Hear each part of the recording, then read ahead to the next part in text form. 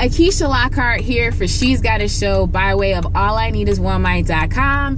And you all, I am so excited to be continuing this All-Star series because I felt like it was really, really important to do this so that everyone coming into Chicago for All-Star weekend would have some knowledge, some kind of idea where they need to be going, who they need to connect with in the city. So I recruited some of the most influential people that I know to come get in the Jeep with me and sit right here and discuss all things All-Star week and weekend. So without further ado, you all want to see who we got up next, right? Of course.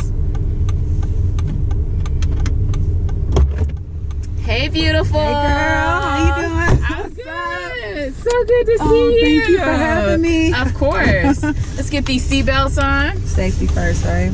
Always, always, always, always, always. So without further ado, I let them know that I'm recruiting the hottest, most influential people in Chicago. I couldn't get everybody. Could not get everybody that I wanted to, but I'm so happy that I got you because I have wanted to work with you for such a long time, even before you knew that before I told you that I was working on some things, I was thinking about some things about working with you. So God made it possible. I'm so grateful. Here we are. But I want you to introduce yourself. Drop that name, drop that resume. What qualifies you to be a She's Got a Show / All I Need Is One Mic All-Star Weekend Week Guide? For sure. Well, I'm Asia Evans. I'm a 2-time Olympian and Olympic bronze medalist bobsledder for Team USA. But most importantly, I'm a Chicagoan, born and raised here in Chicago. I went to Morgan Park High School, University of Illinois. So you don't have a better guide than someone that's from the city that went on to do all these crazy things and came back to put on for All-Star Weekend. I'm so excited to be here with you. I'm excited for everyone to kind of get a tour of our city, to kind of take in Chicago in the cold. But hey, it's gonna be okay. It will be. Right. But yeah, I think All-Star Weekend is gonna be super lit. Okay, so do you mind if I know you have some things to do, can I drive you to your destination? We talk? Is that cool? Let's do it. All right, cool. So now that we got all the logistics out the way, now you all know who we working with the kind of roster, the kind of people we working with. Then let's get to the business. So I want to know, you come from a history of athletes in your family. Like, you got Cubs, you have Vikings, you have your dad, who was the first collegiate black swimmer. Yeah, he was the first collegiate black national champion in the breaststroke. So sports really do run through my family and in my blood. My mom ran track, and I always aspired to kind of be this track phenom and follow in her footsteps. My uncle is known as Sarge. We just had the Cubs convention here in Chicago, and I used to go every year. His name's Gary Matthews. He's a Cubs coach, player. He played for the Phillies as well as Blue Jays, and so his son Gary Matthews Jr. is also my cousin. He played in Major League Baseball, and my brother Fred Evans is an 8-year NFL vet. 7 of those years he played with the Minnesota Vikings. So it was incredible. Like I just had to earn my seat to the table, scoot up in there. That is incredible. So thank you. When a lot of people think about bobsledding, I think they think of a couple of things, but how did you end up having any interest in bobsledding? Listen, I think when it comes to bobsledding, everyone thinks of the same thing. If they're of a certain age, the first thing that comes to your mind is Cool Runnings. Definitely. And believe me, I've heard every Cool Runnings joke and had to cringe and smile through it. Okay. But nah, for real though, Cool Runnings did kind of put the sport on, and I think that it shines a light on the possibilities. But I didn't think it was a real world thing for me until my coach kind of told me about it. And even still, so I went to University of Illinois, and I was a shot put thrower and a sprinter, and I had this very unique power combination. I was 5-time All-American, Big Ten record holder in shot put, and then I would turn around and go be all Big Ten in the sprints and help my team win on the relays and everything. And so having that speed and power is what you need for the sport of bobsled, because we push 365-pound sleds, and my goal is to move it as fast as I can at the start of the race and then hop in and let the driver do the work down. So it ended up being a perfect fit. But when he told me about it, I kind of brushed it off because I was like, man, I'm going to the Olympics and winning an Olympic medal in track and field, which is what I've always done.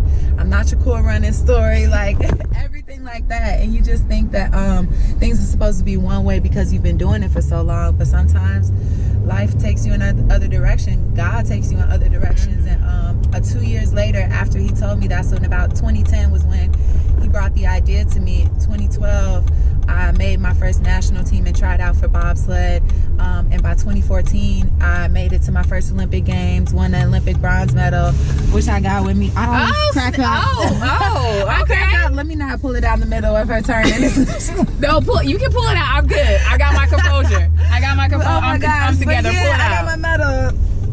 So this is from 2014 when the Olympic Games. Wow. Yes, you should just like drive around with the medal on. You should. Oh, me? Yeah. What? Me? No, you. You deserve that. Man, that's you. Oh, thank you. Yeah. So awesome. I know we're a little late with being able to say congratulations because it happened, like you said, a few years ago. But congratulations for all of us. Like, thank you. Congratulations. I want to say a very special shout out to your family because I actually, little backstory, and I want us to stay on track, of course, but I actually know her sister. Her sister Rachel is who hey girl. Hey. So Rachel was the one who introduced me to your family, and not to you specifically because we did not, I don't think any of the times that when I was really hanging out with Rachel, seeing her and stuff, you were never around, but it was just, she invited me over to your parents' home, and it's like, you guys are just, you have such a beautiful you come from such beautiful people. Oh, thank you. And then went to get around you and know the accolades and just the resume that you hold, and for you to be just such a humble person. Like, she's gorgeous, you all, in person, in print, in video, but then you start talking to her and you're around her and you realize that she's just as gorgeous inside as outside, and you don't always meet people that have that balance. So shout out to your family shout out to you for that. I think it's so cool. Like, to your point, I am very humble and like very down to earth, kind of a little introverted. I had to learn how to be more extroverted and showcase that personality with people, because I started meeting people that were like genuinely excited to meet me, and it would blow my mind a little bit because I'm very quiet and kind of to myself. But it's been amazing. Like, this journey as an Olympian and through life has made me grow up so much as a woman, as a person. Like, I've started learning so much about myself that it's just kind of a nonstop vibe, and it's just been very, very fulfilling for me. That's awesome. Yeah. So I want to know, and before we get, and she is an all-star, so let's just, she's an all-star, period, point blank. We're gonna get to that stuff, the particulars about All-Star Week and Weekend, but I also want to know, just because when you have a woman like her in the Jeep, which I'm never selling this Jeep now because the value just went up. Yes. You heard Shout me? out to the Jeep gang.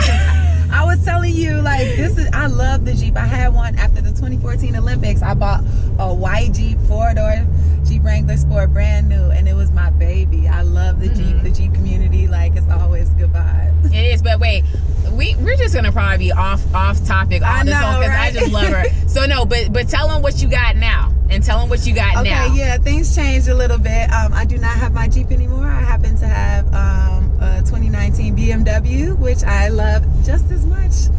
Not a little more, but you know, growing, try to get a little sexy on them, you know. Not trying, you did. That's fantastic. That is fantastic. Yeah, I love all the cars that I've been in, but the BMW is awesome, and it takes the cake right now. That's awesome. That's good. You gotta love what you got. So love what you're working with, and you're working with some good stuff. So it's all good. So okay, now I'm gonna stop digressing. Like, we're gonna get back on track. Okay, so did having a family that is in sport, on the professional level, did that give you any advantage at all with you getting, I'm not saying obviously you had to put in the work, but a lot of times people say it's who you know, and I mean your dad, your brother, how did that help you at all? Did that give you any advantage? I think the only advantage it really gave me, outside of some amazing genetics, is like just being in that environment. Oh, and your mom. And your mom as well. It's feeding off their energy. Like, I wasn't forced to play sports. I wasn't forced to do anything as a kid. Like, my sister and I were very much children for a very long time. We played outside, we moved around, did camps. Like, we weren't really forced to do any sports. I didn't start running track until my freshman year of high school, which is late for a lot of people who go on to do track on a professional level or collegiate level. So oftentimes they start like age group track for little like kids and stuff like that.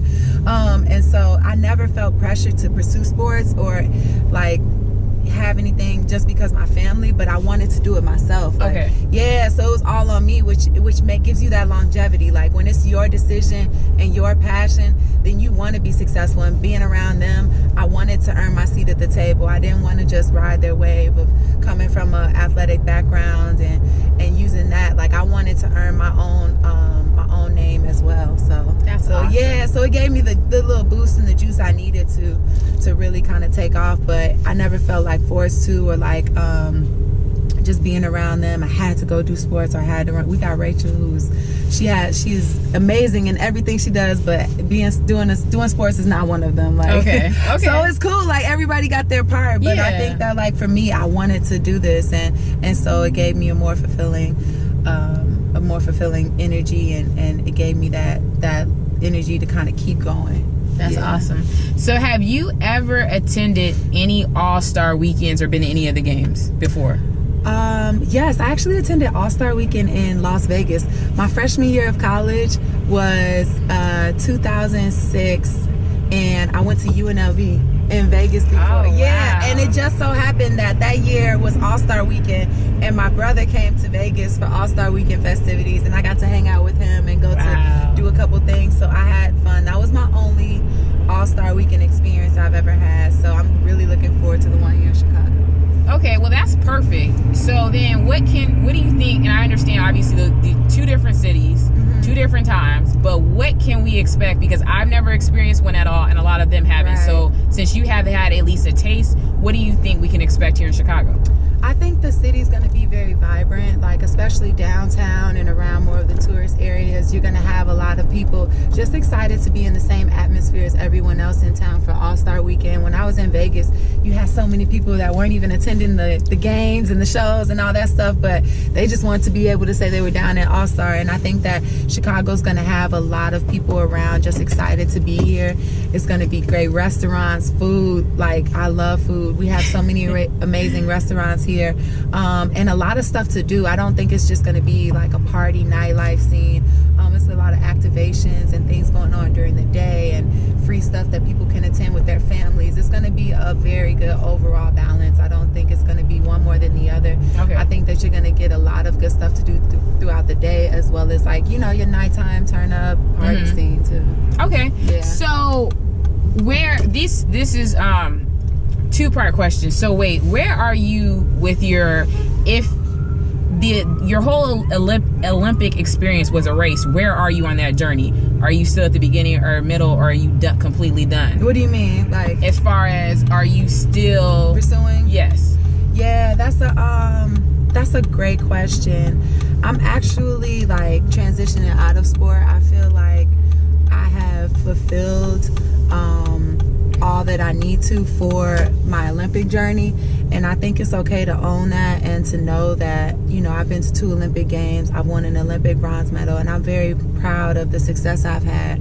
Could I do more? Yes. Like, I'm always going to be healthy, always going to have a certain drive to keep pushing, but I think that after a while it becomes bigger than just me, and it's bigger than just sports. And I think that as athletes kind of transition out of sport, they always have this hard time with battling what they feel in their heart versus what they tell themselves or what they're hearing from other people and being forced in other directions. It's very interesting you asked me this, because I was watching, my homeboy posted a video of Will Smith earlier today on The Breakfast Club, and he was talking to Charlamagne, and he was saying how as Will Smith, he had created this character of himself to where he was like, this person, Will Smith, like the character is going to be, it get him success, it can get him through these hard times. Like, when I became an Olympian, it was off of a lot of difficulties I was facing and a lot of problems, and I just felt like I needed to save myself. Like, I wanted to be the one to be the superhero for myself, and I fell into sports, and I knew that pursuing that I would get to the levels I wanted to be on.